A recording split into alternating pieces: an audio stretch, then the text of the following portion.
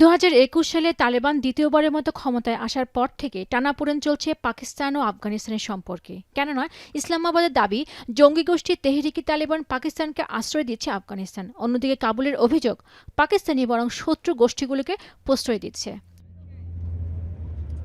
এমন বৈরিতার মধ্যে গেল ফেব্রুয়ারির শেষের দিকে দুই দেশের মধ্যে সংঘাত তীব্র রূপ নিয়েছিল। এর আগেও সীমান্তে দুই পক্ষের মধ্যে তুমুল লড়াই হয়, হতাহত হন অনেকেই। এমন অবস্থায় গেল মাসে প্রকাশিত জাতিসংঘের এক প্রতিবেদন বলছে, চলতি বছরের প্রথম 3 মাসে দুই দেশের সংঘাতে কমপক্ষে 372 আফগান বেসামরিক নাগরিক নিহত হয়েছেন, আহত হয়েছেন আরও 397 জন। নোভা এলইডি টিভি, ঝকঝকে ছবি, নিখুঁত শব্দ, 5 বছরের ওয়ারেন্টি। নোভা মানে সঠিক মান, নিশ্চিত সেবা।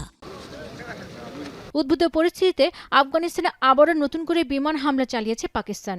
এতে শিশুসহ হতাহত হয়েছে অনেকে। খবরটি নিশ্চিত করেছে দেশটির তালেবানের মুখপাত্র জাবিউল্লাহ মুজাহিদ। বুধবার এ বিষয়ে সামাজিক যোগাযোগ মাধ্যম এক্সে একটি পোস্ট দেন তিনি।